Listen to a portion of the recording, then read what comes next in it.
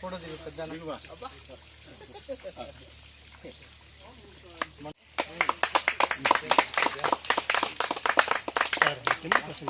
Colour ఉంది తోటలో ఇట్లా అన్నారు చూద్దాం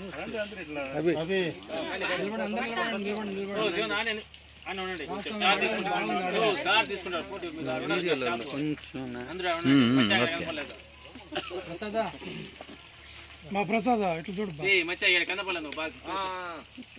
రే చాలు నీకు కాదు నేను నా ఇట్లా చూడండి ఒక్క సెకండ్ రైట్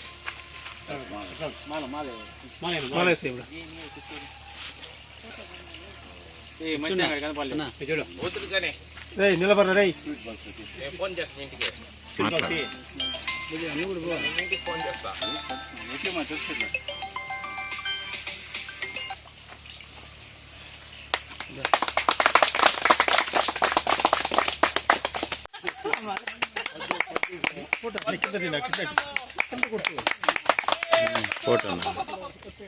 అట్లే ఫోటో తీసే సరేనా ఆ అమ్మాయి వేస్తుంది కానీ బా ఉండండి బా అట్లా ఉండి కాదు కదా వేయాల అది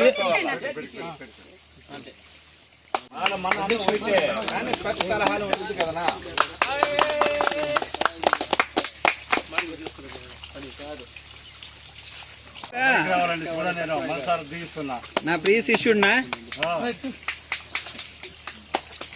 ఇట్లా చూడరా నమస్కారం బెట్ట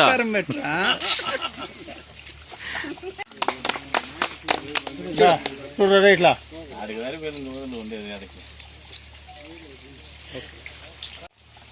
ఆ కార్యాలయం పరిధిలో నేను పనిచేయడము ఒక 2 సంవత్సరాల దాకా అసలు వచ్చినప్పుడు స్టార్టింగ్ కొత్తలో వచ్చినప్పుడు ఇలాగే సన్మానం చేసిన ఆరాధన ఆహ్వానించినారు. అప్పుడు కొంత తక్కువ వచ్చినట్టు కానీ స్ట్రెంత్ పెరిగిందని కాదు, మామూలుగా పరిచయం లేదు, కొత్తగా పరిచయం. కానీ యోగా సార్కి ఫుల్ అదృష్టం, ఇప్పుడు బాగా పరిచయాలు ఎక్కువ ఉన్నాయి అన్నమాట. అప్పుడు వచ్చినప్పుడు ఎట్లా పని చేస్తాం భయం, కొత్త కదా ఏ రకం కొత్తగా అనుకుంటాండి మేము. కానీ వీళ్ళందరి సపోర్టు, ఆరాధన మిగతా రైటర్లు అందరూ సీనియర్ రైటర్లు అందరి సపోర్ట్తో, మిగతా మిత్రులు మన పాత్రికే మా మిత్రులు ఇంకా ఇతర మిత్రులు అందరూ ఉన్నారు కదా, అందరి సపోర్ట్తో అందరికీ ఇబ్బంది లేకుండా సాటిస్ఫైడ్గా చేశానని అనుకుంటున్నా. ఇబ్బంది పెట్టానని అయితే నేను అనుకోవడంలా, ప్రశాంతంగానే ట్రాన్స్ఫర్ అవుతున్నాను, ఎటువంటి ఇబ్బంది లేదు. మీకు అది ఇబ్బంది ట్రై చేసాము కానీ కుదరలేదు, కాబట్టి ఈసారికి ఇప్పుడు పోతున్నాం, మళ్ళీ వస్తాం.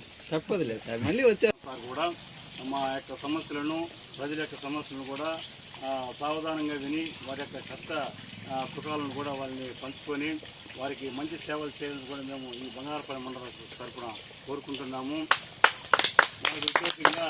ముఖ్యంగా పాత్రికేయులు మన బంగారపల్లి మండలంలో మన సబ్ రిజిస్టర్ ఆఫీసుకు ఏ కష్టం వచ్చినా కానీ ఎవరన్నా ఇంతకుముందు ఏదో కొన్ని ఇష్యూస్ జరిగింది, దానికంతా మాకు అండగా ఉండి పత్రికా విలేకరులు మన యొక్క డాక్యుమెంటరీ యొక్క గౌరవాన్ని, మన సబ్ రిజిస్టర్ ఆఫీస్ గౌరవాన్ని కూడా నిలబెట్టి ఆఫీస్ గౌరవాన్ని అదే సార్ మన సబ్ రిజిస్టర్ ఆఫీస్ గౌరవాన్ని నిలబెట్టినారు.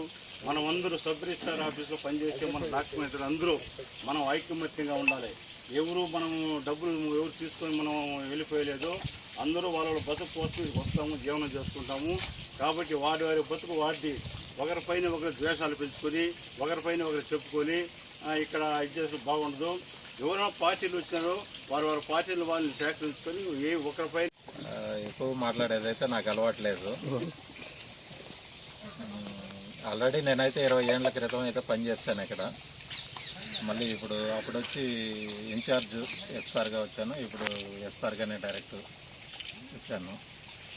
పీస్ఫుల్గా ఉంటుంది అనే దీంతో కాన్సెప్ట్తో వచ్చాను ఇక్కడికి.